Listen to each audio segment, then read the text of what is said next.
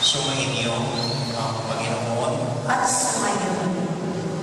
ang mabuting balita ng ating Panginoon ayon kay San Lucas. Pagpuri sa iyo, Panginoon.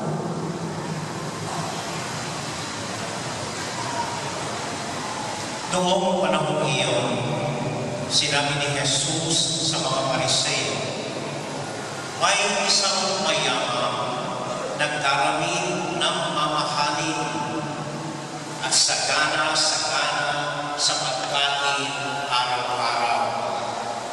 At may isa namang pulubing nangangalan ng Lazaro, tandad ng sugat, na nakalupasay sa may pintuan ng mayaman upang mamulot kahit bumong nahuhulog mula sa hapag ng mayaman.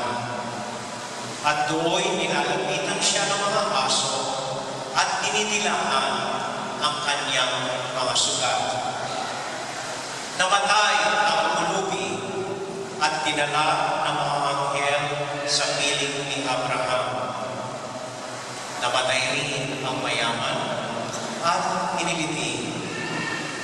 Sa gitna ng kanyang pagdurusa sa impyerno, tumingala ang mayaman at kanyang natanaw sa malayo si Abraham, kapiling si Lazaro, ang pulubi sa harapan niya. At sumigaw siya, Amang Abraham, utusan mo ninyo si Lazaro na isawsaw sa tubig ang dulo ng kanyang daliri at palamigin ang aking dila sapagkat naghihirap ko sa apoy na ito. Ngunit sinabi sa kanya ni Abraham, Anak, alalahanin mo nagpasasaka sa buhay sa ibabaw ng lupa at si Lazaro ay nagtiis ng kahirapan. Ngunit ngayon, inaaliw siya rito, samantalang ikaw naman ay nagdurusa. Higit sa lahat, inilagay sa pagitan natin ang isang malaking bangin upang ang mga narinig ay hindi makaparian at ang mga nariyan ay hindi makaparinig. At sinabi ng mayaman, kung gayon po, Amang Abraham, ipinamamanhig ko sa inyong papuntahin si Lazaro sa bahay ng aking ama, sapagkat ako'y may 5 kapatid na lalaki. Paparoonin nga ninyo siya upang babalaan sila at nang hindi sila humantong sa dahon ito ng pagdurusa. Ngunit sinabi sa kanya ni Abraham, nasa kanila ang mga sinulat ni Moises at ng mga propeta. Pakinggan nila ang mga iyon. Hindi po sapat ang mga iyon, tugon niya. Ngunit kung pumunta sa kanila ang isang patay na muling nabuhay, tatalikdan nila ang kanilang mga kasalanan. Ngunit sinabi sa kanya ni Abraham, kung ayaw nilang pakinggan ang mga sinulat ni Moises at ng mga propeta, hindi rin nila paniniwalaan kahit ang isang patay na muling nabuhay.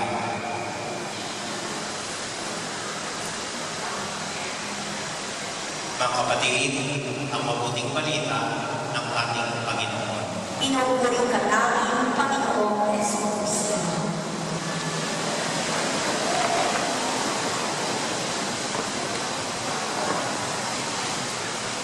Magandang hapon po sa inyong lahat. Magandang hapon din naman sa akin. Kumusta po kayo?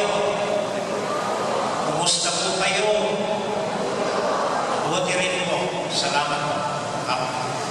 Ang ating ebanghelyo ngayong linggo ay hango kay San Lucas, chapter 16, verses 19 to 31.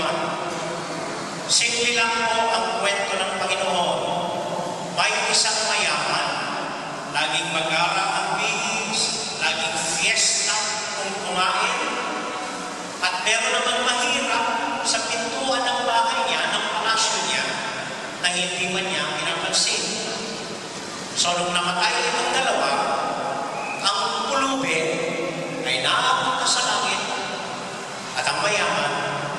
pinagtiis sa impyerno.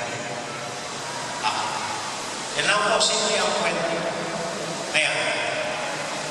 Yung nagtataka at nagtatanong ko sa inyo kung may kaluluwa tayo, kung totoo may impyerno at langit, ang kwento ito ng Panginoon ang sasagot sa mga tanong niyong iyon.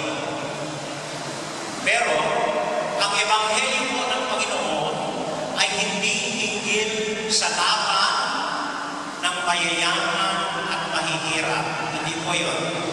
Lahat tayo mayaman at mahirap, mahal ng Diyos. Ang ebanghelyo po ay hindi hinggil sa tanong, ano bang mas maganda? Maging mayaman o maging mahirap? Hindi rin po yun ang tanong sa ebanghelyo. Dahil lahat tayo gusto nating yumaman. So, hindi tanong yun. Kahit ako gusto ko umaman. Okay. So, ano ang tinuturo ng Ebanghelyo? May katotohanan na gustong makita natin ng Panginoon hinggil sa kwento ito ng mayaman at mahirap. At dahil ito po ay novena para sa ating mga anghel, ito po ang gusto kong pagnilay-nilayin natin. Papaano makita ang mukha ng mga anghel sa mga mahihirap na tao. Dahil yun po ang isang punto ng Ebanghelyo na makita natin ang mga mahihirap sa pulubi, ang mga pulubi sa gitna natin. So, paano po makita ang mukha ng mga anghel? Una ito po sa mukha ng mga pulubi. Unang tanong, paano niyo makikilala ang mga pulubi? How will you recognize the poor? Minsan po sa ating parokya, nag-ipon po kami ng mga relief goods, candies, pagkain, na gusto namin ibigay as relief goods sa mga mahihirap. So, tinanong po namin yung barangay captain. Malapit pa naman ang halalan ng barangay. Sabi namin dun sa kapitan, pakiipon mo yung lahat ng mahihirap sa barangay mo, dalhin mo dito sa simbahan, para mabigyan namin ng pagkain at mga canned goods. Ay, sige po, Father, sabi ng barangay captain. Pagdating po sa simbahan, kasama niya ang lahat ng mahihirap, tinignan namin, hindi naman mahihirap. Ang sinama niya, lahat ng kamag-anak niya at pinsan niya at mga kapatid niya. Ay, nako, talagang naman ang mga politiko, hindi mahihirap yung sinama, lahat ng kamag-anak niya. So, pinauwi namin at kami mismo ang naghanap ng mahihirap. At ito po ang isang sinyales ng mahihirap na napansin ko. Ang mahihirap po, kung gusto niyo talagang makita ang mahihirap, tignan po ninyo ang tsinelas nila. Makita mo kung talagang mahirap, tignan ang mga tsinelas nila. Usually po ang tsinelas ng mahihirap, hindi pares. Kahit kung saan lang ng ulo. O kung pares man, madalas po tugtod na. Manipis na manipis, may butas na sa sapon, ginagamit pa. O kung hindi man tugtod, nakataling ng straw o nakataling ng alambre, kuling may pananuni. O iisa na lamang, sinusuot pa. O kaya, talagang walang tsinelas sa paa. Makikita po niyo kung totoong mahirap, tignan lang ninyo ang tsinelas nila. So, pag uwi niyo sa bahay, nakita ninyo, meron kayong 3 pares na sapatos o tsinelas. 3 lang, hindi 3,000 tulad ni Imelda. Kung pag-uwi po ninyo, nakita nyo, may 3 pares kayong sapatos o tsinelas. Sa standard ng mahihirap, kayo ay mayaman na. At halos tayo po ito siguro. Middle income, may trabaho, at tayo paano nakakaraos. So So what is the difference? Second question. What is the difference between the rich and the poor? Tulad ng ginawa ng pag-aambing ng Panginoon sa kwento niya. Paano mo makita ang pagkakaiba ng mahirap at mayaman? Simple lang po. Ang mayaman, naniniwala ko dito, marami po dito sa atin, kahit paano sabi ko, nakakaraos. Ang mayaman, may choice. Ang mahirap, walang choice. Anong ibig ko sabihin? Tayo mo pwedeng pumili. Halimbawa, pagkatapos ng magsimba, may choice tayo. Shumai o Robinson. May choice. Jollibee o McDonald's.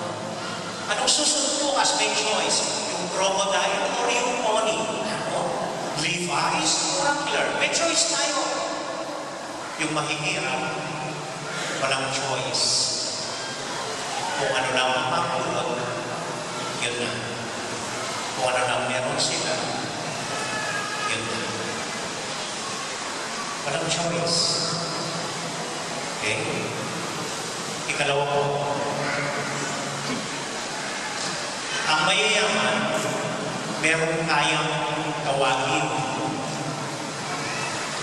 Ang mahihirap, walang alam minsan kung sino ang tatawagan.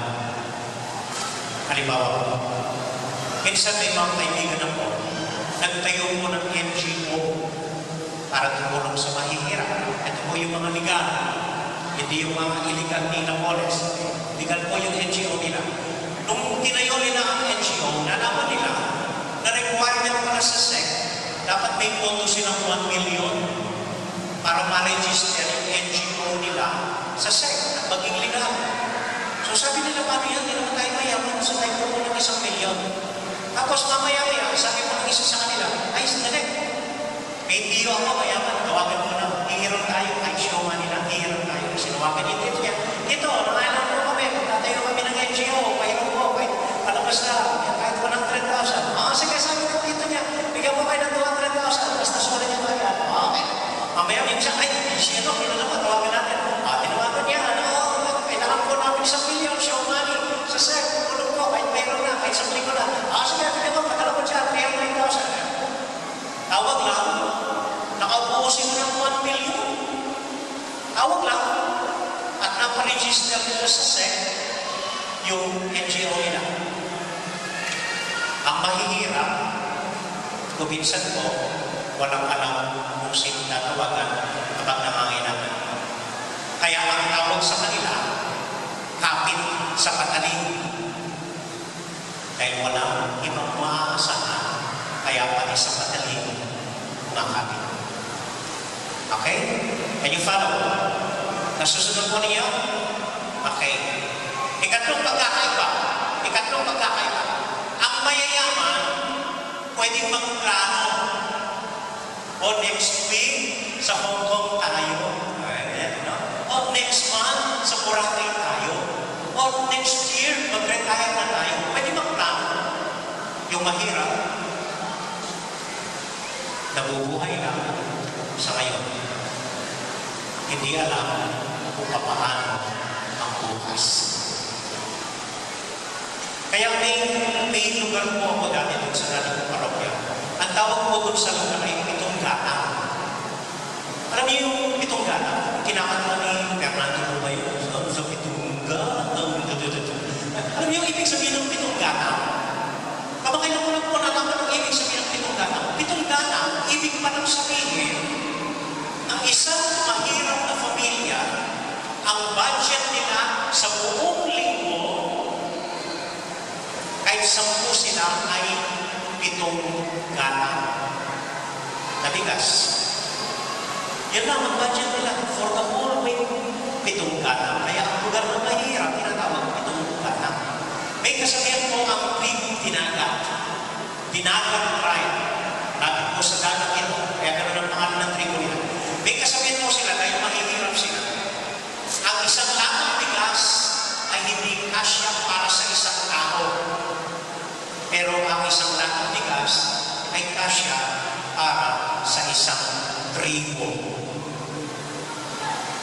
That's how poor they are. Isang latang bigas, hindi kasya sa isang tao, pero kasya sa buong tribo. So ito po ang mahihirap. Ito yung mga mahihirap. Hindi lang yung mga nakikita yung pulubi sa daan. Go deeper. Mga panlabas lang yun. Tayo may choice, sila walang choice. Tayo pwede magplano, sila hindi pwede magplano, nabubuhay lang. Tayo maraming kaibigan na pwedeng tawagan, hindi ng tulong, sila wala. Now the next question and the next challenge of the gospel is this: what can we do for the poor? Ano ang pwedeng gawin para sa mahihirap? Among hindi naman pwedeng laging bigyan, no? Mamimihasa at magiging tamad ang mga yan. Okay, sakay lang doon. Among hindi naman pwedeng tulungan lang lagi. Baka finifin lang tayo ng mga yan. Okay, sakay lang doon. Among hindi naman nangangailangan din kami. Hindi naman pwedeng bigyan ng turuan ng mga isda. Sa ganung bunga, ang mahal-mahal. Ano yan? Okay, sakay din po. Maybe we don't have the means, we don't have the energy to help the poor. Nakakaraos lang tayo, ilalamas na po rin ako doon. Naghihirap din tayo, nagtatrabaho rin tayo, marami rin tayong pangangailangan. Baka wala tayong kayang itulong sa mga pulubi. So ano ang pwedeng gawin? Nahabol sa atin ng Ebanghelyo. Kailangan pa rin may gawin para sa mahihirap. Okay. Let me cite 3 simple ways. Not necessarily giving out small ways to the poor. Kung minsan din natin kaya. Ano ang pwede gawin para sa mahihirap? 1. Ang magkaroon ng attitude na pwede ka kahit saan at kahit ano. Na magkaroon ka ng ugali at pananaw sa buhay na pwede ka kahit saan at kahit ano. Kung ibig ko sabihin, kung minsan may kakilala tayo, yumaman lang ng konti, hindi na pwedeng kumain kung hindi steady ang isa-serve mo sa kanila. O kaya kung minsan kumain mo, yumaman lang ng konti, hindi na pwedeng bumapak sa konti. Hindi na pwedeng sumakay ng jeep, dapat may studio, dapat may private car. Yung mga gano'n, parang may seller na, no pwedeng may pasok o maluwalas. To have a heart for the poor, upang makita nila talaga ang mahihirap. You don't have to give them. Just have that attitude na pwede ka masok o maluwalas. Natatagad ko po nung seminarist na ako, bago ako ma-ordain, sabi ko sa isang kaklase ko, hindi po sa pagkakaroon rito, minsan may mga kwento tayo, may mga pare na pumipiling ng parokya, gano'n. So sabi ko po sa kaklase ko, classmate, pag tayo ang naging pare, kahit saan, pwede. Sige, so nag-contact kami. Pag nagpare kami, kahit saan, pwede. Nung naging deacon po ako, na-assign kami sa Manuksak. This is about 20 years ago, more than 20 years ago. Ewan ko bang alam yung kung saan yung Manuksak. 30 minutes by boat from Guagua at maliliit na isla sa gitna ng Manila Bay. Wala pang kuryente noon, wala pang tubig. Okay, so doon po kami na-assign. Maggawa kami ng classmate ko. Kahit sabi namin, kahit saan, pwede. Pagpunta po namin doon sa Manuksak, tinanong namin yung mga tao doon, saan po ang CR? Then sabi nila sa amin, ayan po ang haba-haba. Tinuro yung piramid. Okay. So dyan lang po kayo punta, Father, sa pag-umaga sa piramid. Okay. So kinumagahan, kami dalawa ng classmate ko, sabi ko, madaling araw, gising na tayo para parang tao. So madaling araw, gumising po kami, nagpunta kami sa piramid, nabintagan, tapos may mga talahin, doon ka magtatago, binuksan namin gano'n yung talahin, oops, pinakuna na. Oops, pinakuna na.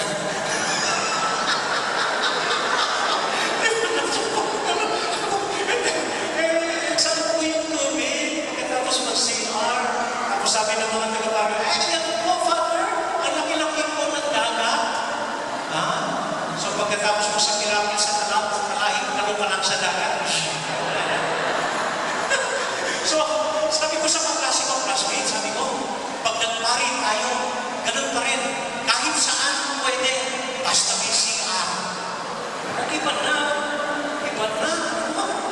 Alam po ninyo, madalas po ma-invite po akong magbigay ng retreat, hindi naman sa Kamayayabang, sa Cagayan, sa Bohol, sa Cebu. So, nagbibigay po ako ng retreat, tulad po ni Bishop po. At pag nagbigay ako ng retreat, usually po ay pinatitira sa hotel, sa magagandang kwarto na may aircon, ganyan po. So, nasanay ko doon, pag na-invite ako magbigay ng retreat, by first class accommodation, minsan po may isang grupong madre, in-invite ako magbigay ng retreat sa Pangasinan. Kaya sabi ko, sige po, susunduin po ninyo ako. Sabi ko, ay naku Father, magbabas lang po kami. Okay, sige, dahil ko na lang sa kaya po, mag-drive ako doon. So, kahit malayo po, nag-drive ako, inanap ko, liblib na baro sa Pangasinan yung retreat house. Tapos pagdating ko doon, hinatid ako doon sa kwarto ko.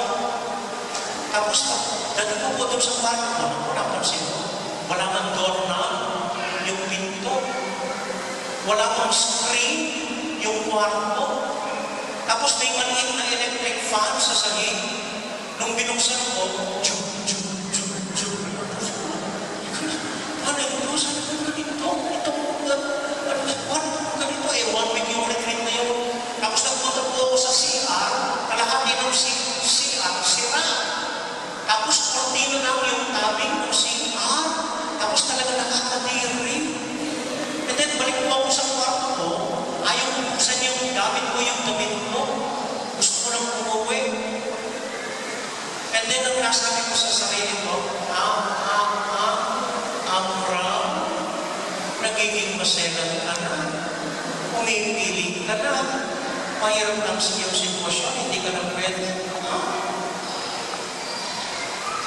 And you know what I did? I gave that retreat to that group. Yung grupong yun, isang retreat that they will never forget the rest of their lives. Kung gusto mo ninyong makita at maranasan ang paghihirap, even without helping them, just have a heart and an attitude na pwede kayo kahit saan, kahit pamaan. Yung mayaman, sa kwento ng Panginoon, hindi siya pwede sa mahirap, kaya hindi man lang niya pinapansin yung mahirap, kaya hindi man lang niya tinulungan, hanggang doon lang siya sa bahay niya, sa kwarto niya. To have a heart for the poor, have that attitude, pwede kahit saan, kahit papahan. Amen? Amen. Ikalawa, to notice the poor, para makita at makilala at maranasan ang mahihirap, always give equal opportunity to all. Bigyan ng pantay-pantay na pagtanaw at oportunidad ang lahat ng tao. Minsan po makakarinig tayo sa mga kamag-anak natin, ay si Uncle, mayayaman lang ang pinapansin niya. Ganon. Ay naku, kapag maganda ang bihis, yun lang ang kinakausap niya. Hindi tayo pwedeng lumapit dyan. The poor are very sensitive to this. Kapag mayayaman lang ang pinapansin natin, kapag yung mag-arong gamit lang ang kinakausap natin, they're very sensitive. So to have a heart for the poor, para magkaroon ng puso at ang namin para sa mahirap, maging pantay-pantay ang tingin sa lahat ng tao. Maging pantay-pantay ang trato ninyo sa lahat ng tao. And you will have a heart for the poor. Alam po ninyo, in the Old Testament, the Jews, ang mga Hudyo, ang unang bayan ng Panginoon, they will describe their God. Listen to this. They will describe their God not as a powerful God out there with a sword. They will describe their God not as an almighty God out there. The Jews in the Old Testament, check this, they would always describe their God and feel proud about their God dahil ang Diyos nila walang kinikilingan, walang pinapanigan, pantay-pantay ang tingin at trato sa lahat, mayaman man o mahirap. That is how they describe their God. And even though they are poor, they feel blessed. They feel happy. Dahil alam nila ang Diyos nila, walang kinikilingan, walang pinapanigan, pantay-pantay ang tingin sa lahat. So to have a heart for the poor, para magkaroon mo ng damdamin para sa mahihirap. Kanindi ng dominante ugali, pantay-pantay ang tingin sa lahat, pantay-pantay ang trato sa lahat, mayaman man o mahirap. Amen? Amen. Panghuli po, katlo, ang oras na. Panghuli po. Ano ito? Last point. Kung minsan po ang akala natin, ang purpose ng buhay ay upang yumaman. Pag yumaman ako, ayan, pag tumama ako sa loob, amon kapag yumaman ako. Akala natin kung minsan, nagtatrabaho tayo, nagtsatsaga. Akala natin ang purpose ng buhay ay para yumaman. I tell you, hindi lahat ng mayaman ay masaya. So, ang purpose natin sa buhay na yun ay upang maging masaya. Yung basta nagagawa ko yung gusto ko, basta malaya ako, basta masaya ako, napapanood ko si Sir Chief, 11:30 ng umaga, okay, nakakapag-humor ako, masaya. But again, I tell you, hindi lahat ng masaya ay masaya.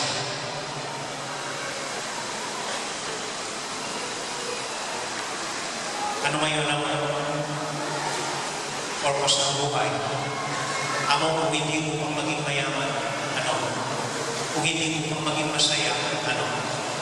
Ang purpose mo ng buhay ay magkaroon mo, makakita ng nahulugan sa buhay. To find and live a meaningful life. And meaningful life, I mean, buhay na makahulugan, yung bang may pinag-aalayan ka ng buhay na mas malaki sa'yo. Meron kang nakikita at nakikilala ng isang tao, isang bagay na mas malaki sa'yo. Bigger than yourself, and you offer your life to something or person bigger than yourself. That is a meaningful life. Ang mga magulang dito, alam nila yun.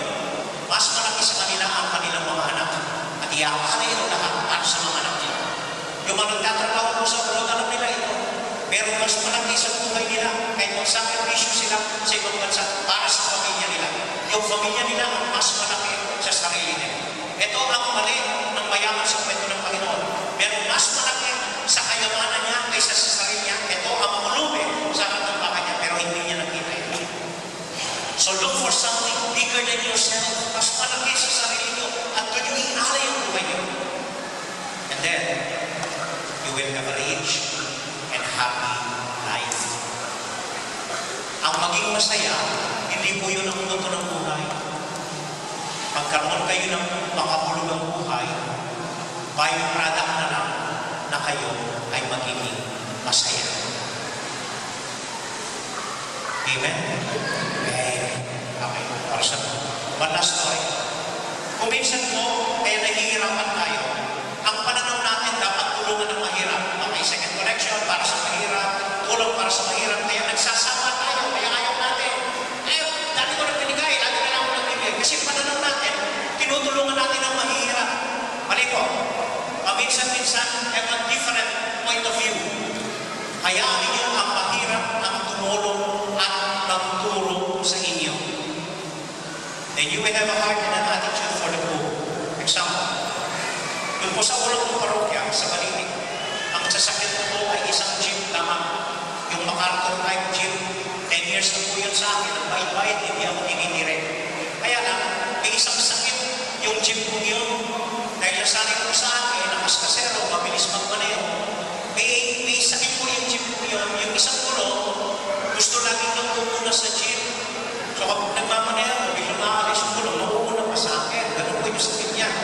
Anyway, so minsan po, galing kami sa Manila, kasamahan ko yung ibang parokyanos ko. Away na. Mamaya-maya, ako nagdadrive mo, boom! Tapos, may nakita akong gulong, mabilis. Una sa jeep ko, gulong, sabi ko. Then, sa amin pala, nung natanggal yung gulong ng jeep ko, then nung nag-slide yung jeep ko, then bumaba doon sa tabi ko ng LX, medyo bahak na naman. Kaya pagbaba ko sa jeep, dito yung tubig sa baba. Anyway, so na bumagsak ko yung jeep kong hindi naman bumalik pa. Tapos yung gulong na ipon sa gitna ng NLEX. Alam niyo ang napansin mo? Lahat mo ng magagamit kotse, ang ginawa, iniwasan na ang gulong, tinignan kami at dumiretso. Lahat ng kotse, iniwasan ang gulong, tinignan kami at dumiretso. Mamaya-maya, may isang truck, gravel at sand. Bigla po huminto sa tabi namin. Bumaba yung driver na nakasanto lang at ang kanyang kainante na nakashore lang. Lumapit sa amin at nagsabi, ano po ang pwede namin magitulong? Mahihirap ito. At sabi ko po sa kanila, parin po ako dyan sa Maliting. Eh wala naman po tayong gamit, gabi na. Kung pwede po dumaan kayo sa parokya ko, sabihan po ninyo yung mga parokyanos ko na nandito kami para magpunta sa dito at tulungan kami. Saan po yun? Sabi nila. Saan kayo? Sabi ko, tarunak po. Dito po kayo dumaan, pasok sa ko, pasok sa maliit na barin, tarunak po kayo sa sika. Sige po, sabi nila, hindi pa po usap cellphone nun eh. Umalis sila, iniwan. Naghintay pa rin po daw, gabi na. Hindi rin. Akala ko hindi nila gagawin yun. The next day, ang kwento ko dun sa parokya ko, ating gabi, may dumating na truck. Kinakabog ang simbahan. Dahil hindi nila kung saan yung kwento, simbahan ang kinakatok ko. Nagising ang buong barrio. Tinanong sila at kinwento nila, yung barrio po ninyo, na-aksidente, nasa NLEX, tulungan po ninyo, hinihintay kayo. At walang bayan, walang ano, nagpaalam po at uwi. Minsan po mahirap ang tumutulong sa atin. Okay? So whatever you do in life after this, maging mayaman man kayo, maging malaya, maging malaki, maging napoles man kayo, maging barangay captain man kayo, whatever, hindi po yun ang punto. Basta tandaan ninyo, maging mayaman kayo, maging mahirap kayo after this, always have a big heart. Laging magkaroon